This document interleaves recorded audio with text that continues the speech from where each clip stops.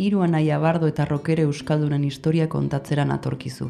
Ameriketako estatu batuetako Abaigar herrian 1980etik euren errautsetako batzuk lurpean dituztenak, eta rokaren historian eta neure bihotzean oso leku berezia dutenak, bizitza aldatuko zidatenak. Maite Makalajan izena dut. Podcasta hiru anaietako birekin 1981ean euren Aidajoko rantxoan egindako elkarrizketa baten audio zatiekin egina da, euren abestiekin osatua.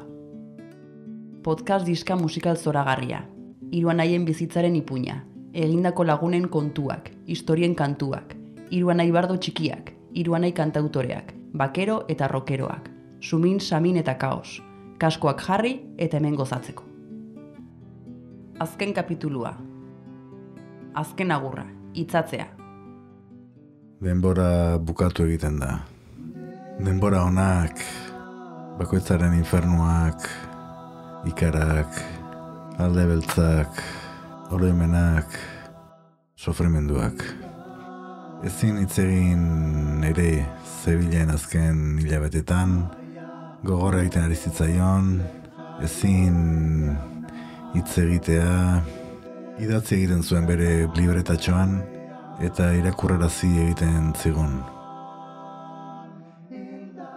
John Bonanen iazko heriotzak ere asko ukitu zuen anaia kaos, haren depresioek eta bar, eta bere erara hil nahi zuela esaten zuen.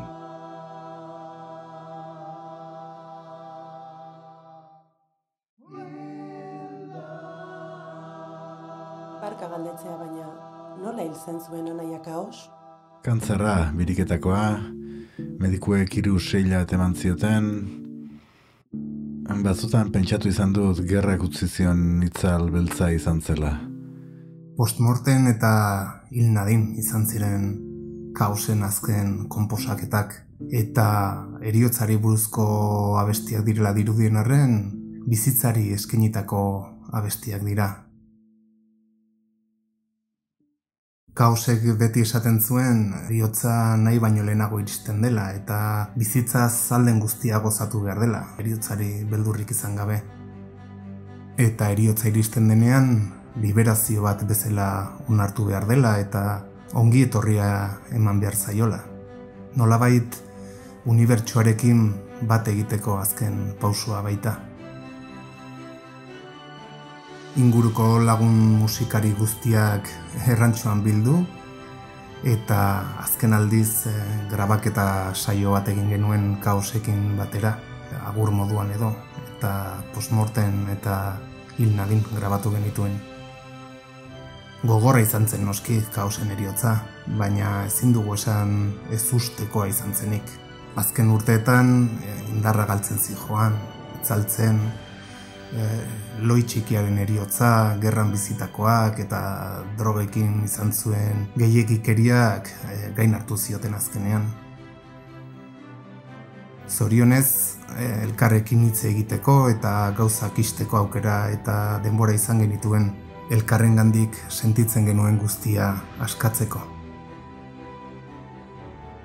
Bizitza zoriontsua izan zuen orokorrean, naiz eta batzutan deaburuek eta itzalbeltzek gain egiten zioten, eta eskerrak eman zizkigun, bere bide lagun izateagatik eta hainbeste gauza konpartitzeagatik eta musikagatik.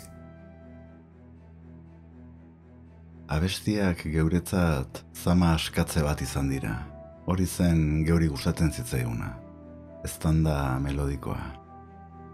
Postmorten Requiem, garaietako keziaren latineko ikasgaia izan zena.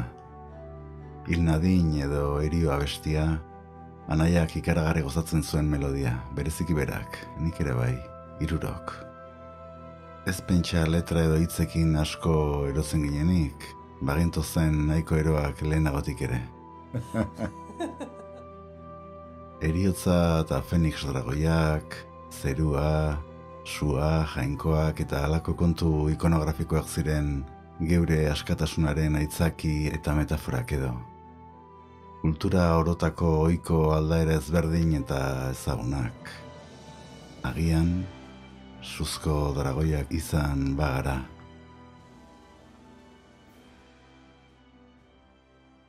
Afari bikain bat egin genuen behin, pentsatu behar genuen azkena zela, baina arkna izan zuen moduan izan zen behintzat, badakizu egun iritsiko dela, baina arkna izan zuen moduan izan zen.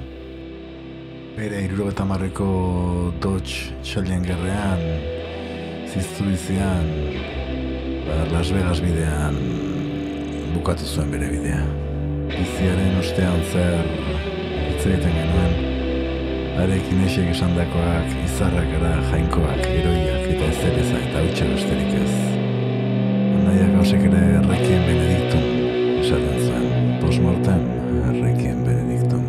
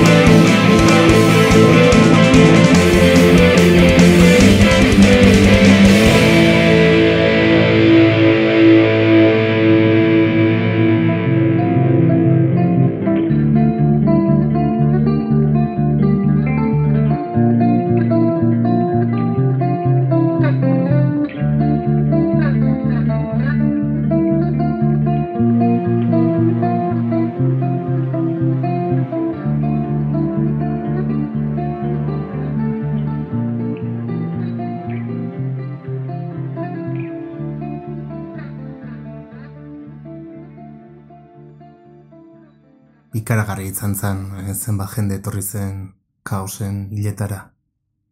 Karabanakoak, musika munduko lagunak, eta gorpua erraustegian sartzen zen bitartean, biziaren garrasia abesten hasi zen norbait, eta gero beste bat, eta denek biziaren garrasia abestu genuen omenaldi moduan. Txori kanta zure ahotsa, argia zure gorputza, eguzkia zure irria, euria zure negarra,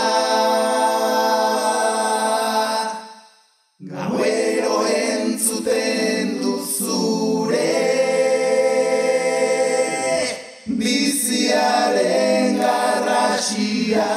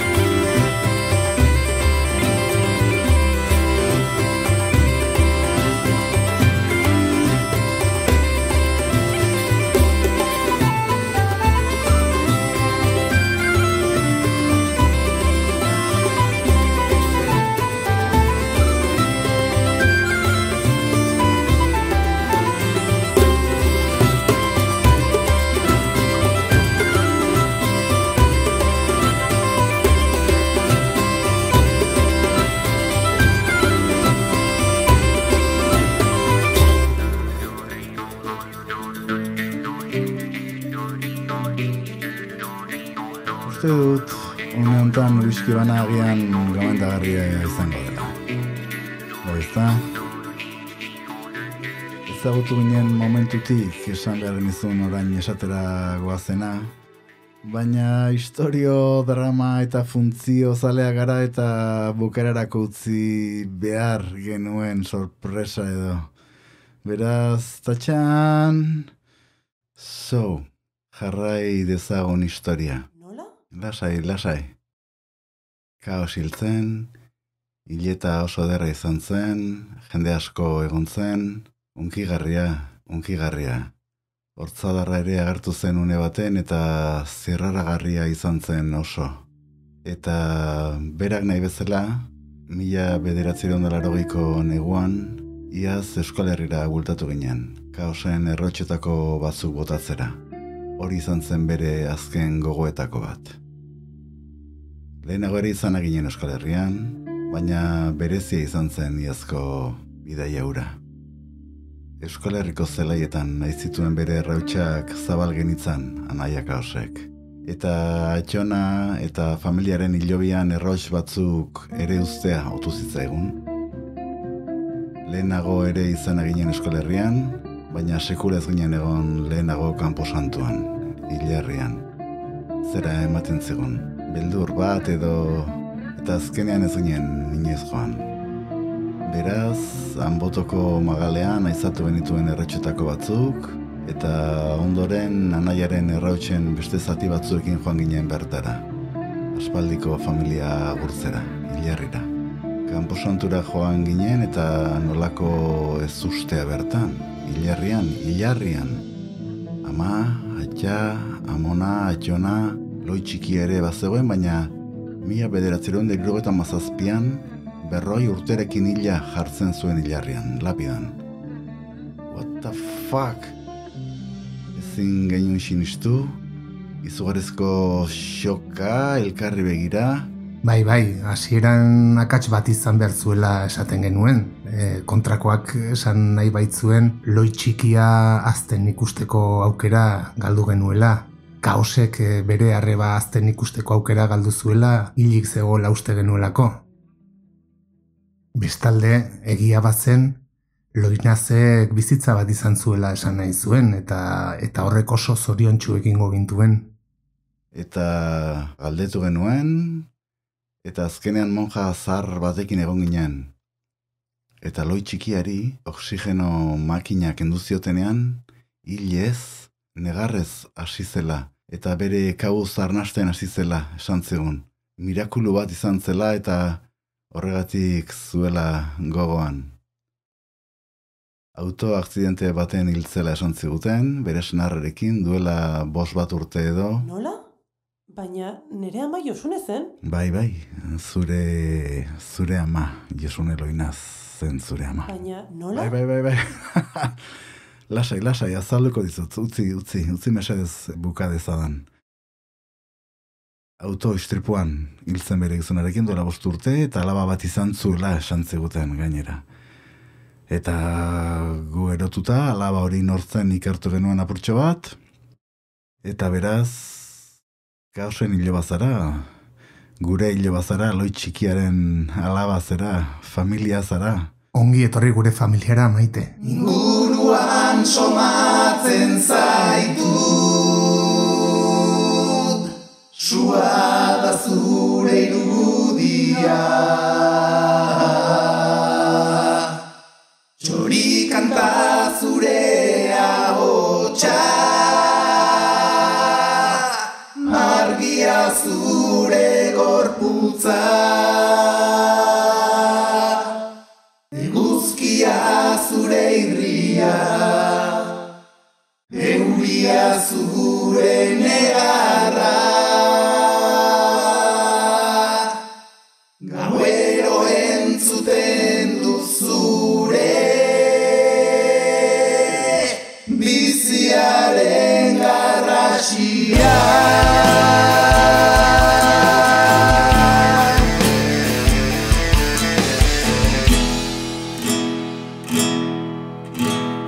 Eta negarrez hasi ginen hirurak, gero besarkadak. Eta negar gehiago, eta labukatu zen elkarrizketaren grabaketa. Zergaitik aukeratu ninduten elkarrizketarako, zergaitik nahi zidaten euren historia kontatu. Biziaren garrasiren alaba nintzen.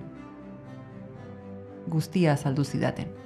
1937an jaio zela ama aitonaren baserrian, Anbotopean. Osabek egun gehiago geratzeko erregutu zidaten. Azkenean, 6 hilabetez geratu nintzen. Euren izenak Domingo eta Sabino Zubiaurre Cortázar Iturrondo Aierri eta Carlos Ulises del Castillo Markina Urberri Goiburu ziren. Aitonaren baserria erosi zutela eta familiarena zela esan zidaten. Neuretzat zela, neure seme-alaba eta ondorengoentzat izan zedin. Dena eginda eta lotua zegoela. Ordutik bizi gara bertan neure senar eta semeekin. Anbotoren magalean, Durango inguruan. Osabakaosen buka, libretatxoak gordeta zituzten neri emateko, eta han irakurri nituen Osabakaosen azken hilabeteetako pentsamenduak. Eta ilunak ziren batzuk, eta polit eta barregarriak ere bai. Eskerronekoak gehienak. 1980an 60 urterekin hil ziren bi anaiak, niri Osaba Sam eta Osaba Sani, bisonte estampida baten. Aianak telefonoz deitu zidan. Atxak, Sam, Sani eta beste bi bakero hil zirela, tragedia espero ezin baten. Urrebilaketan dinamita eztanda batek eragindako bisonte estampida bat kontrolatzeko aleginetan laguntzera joan zirenean, eta estampidak harrapatu zituen. Aitz, arroka handi baten euren izenak daude zizelkatuta euren oroigarri.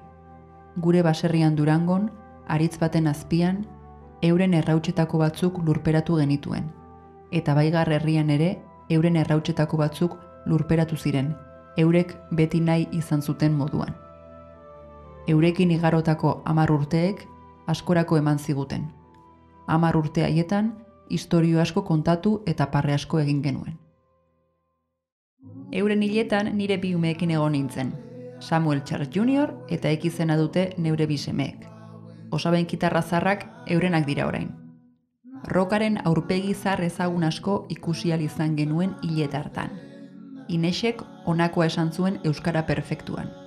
Historia guztiak, azkeneraino kontatuta, beti heriotzean amaitzen dira, iluntasunean. Neure bi osaben hiletan egon zen 1980 urtean eta bertan ezagutu nuen Leo ere bai. Hurrengo urtean, 81ko martxoaren 21 hil zen Leonidas Fender. Rantxoa, indiar eta txinatar familia, Aiana, Delung, Demin, Txiu eta euren familiako belaunaldi berrien jabegoa da orain. 3 rantxo txikiago ezberdin ere badaude, eta inguruetako urjauzi txiki baten koa barruan, Greyhall Fold deitzen dena, fakir zahar bat bizi omen dela diote. Ines da bai, 110 urtebete berri ditu.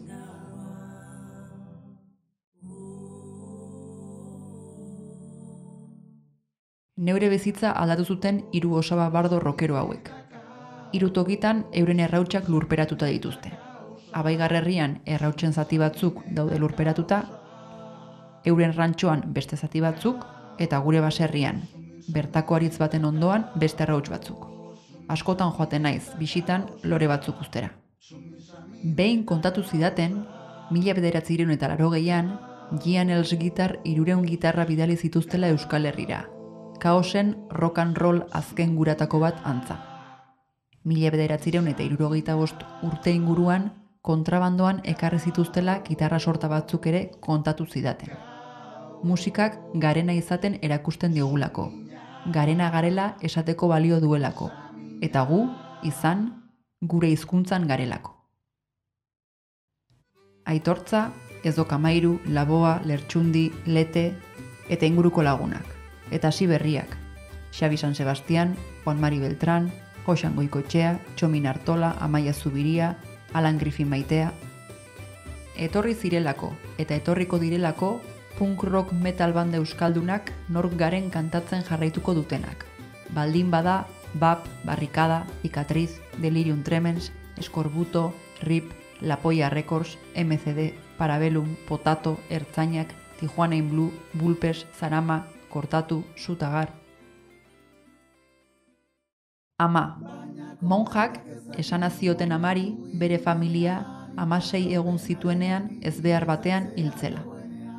Biziri geratu ziren anaia eta 2 mutikoak Ingalaterrara joan zirela, Habana barkuan, familia batekin egon zirela han, eta ondoren pista galdu zitzaiela. Ingalaterrako bombardaketetan hil zirela uste zela. Ama Ingalaterrara bere anaien bila joan zen 2 alditan. Bigarren aldian ezagutu zuela neure aita kontatu nianean ere zenbat negar. Une zoragarri izan genuen. Aitak eta amak tren geltoki batean ezagutu omen zuten elkar. Norabide egokian zegoen galdetu zion amak. Hitz egiten hasi ziren eta berehala maitemin du. 18 urte zituen amak. 2 urtetara jaio nintzen ni. Gerrekin bukatzeko, Gerra Handia, Bigarren Mundu Gerra, Vietnam, Espainiako Gerra Zibila 1936ko uztailaren 18an hasi zen. Francisco Franco generalak gobernu errepublikanoaren aurka estatu kolpea eman zuenean, badakizue. Eta geure familia hil zen ezbeharrura 1937ko martxoaren 31an izan zen Durangoko bonbardaketan. Bombardaketa nagusia Italiako abiazione legionariako hegazkinek burutu zuten. Martxoaren 31 eta apirilaren 4an arteko bombardaketek 337 hildako eragin zituen Durangon. Guztire hegazkinek 280 bomba baino gehiago jaurti zituzten. 37ko apirilaren 26ko Gernikako bombardaketak hiria suntsitu zuen. Eraikinen 100 besterik ezen zutik geratu. Luftwaffe naziaren Kondor Legioa eta italiar fasisten abiazione legionariaren hegazkinak izan ziren erasotzaileak. Operation Rugen izenekoan, hildako asko egon zen, azoka eguna zen. Ihes egin eta erbesteratu behar izan zuten askok, Gipuzkoan bakarrik 10.000 haur baino gehiagok. 30.000 baino gehiago izan ziren guztira. Haurrak Frantzia, Belgika, Ingalaterra eta Sobietar Batasunera bidali zituzten. Goizeko Izarra izeneko barkuan Frantziara adibidez. Sontai barkuan Leningradora beste batzuk. Estatu Batuek hasiera baten haur jasotzeari baiezko eman zioten arren, azken unean Eliza Katolikoaren presioagatik atzera bota zen Roosevelten gobernua. George Steer eta The Timeseko kronikak izugarrizko jartzuna izan zuen Britainia Handian, eta Lee Manning laboristak antolatu zuen Ingalaterran haur euskaldun errefuxiatuen harrera. 4.000 haurrek egin zuten Santurce Southampton bidaia barkuz, 37ko maiatzaren 21. Habana izeneko barkuan. Historian inoiz Britainia Handian barku batean eman den errefuxiatu kopuru handiena. Historiako haur exodo handienetakoa dena. Esandako 1937ko maiatzaren 21. Euskal Herriko 5 eta 14 urte arteko 3.862 haur Santurtziko portutik abiatu ziren Southamptonera, Britainia Handira, errefuxiatu gisa. Tartean, Maria Jesus 9 urtekoa eta Juanita Izpa Txikia, Valentin Sagasti, Venancio Zornotza, Valeriana Llorente, Félix Amat, José Armolea, Rafael Flores, Paco Robles, Manuel Rodríguez, Josefina Seiberry, Josefina Stubbs, Juanita Baker, Vicente Cañada, Paula Moreno, Flori Díaz, Herminio Martínez, Vitoria Iglesias, Carmen Wood eta beste asko. Gehienak Euskal Herrira bueltatu ziren 3 urtera, 200 bat ume geratu ziren Ingalaterran. Horien artean, Maria Luisa Martínez Tull. 11 urterekin bere Álvaro, bera deitzen zion bezala Alvarito, anai txikiarekin joan zena Cambridgeko koloniara. Habana barkuko azken zenbakiak izan zituzten 2 haurrak izan zirenak. Aurrerago, unibertsitatean Brian Tull ezagutu zuen, eta haren jatorrian Boltonen bizi izan da ordutik Maria Luisa. 3 alaba eta seme bat izan zituen, bilobak eta berriloba bat baita ere. Podcast hau, euren istorioak, abenturak, bizigogo musika hori, eta historiak eta bestiak galez daitezen. Gure eskerrona, aitortza eta agurra danoi. Aio danoi, inguruan somatzen zaituztegu. Aupa baigar, musuak danontzat.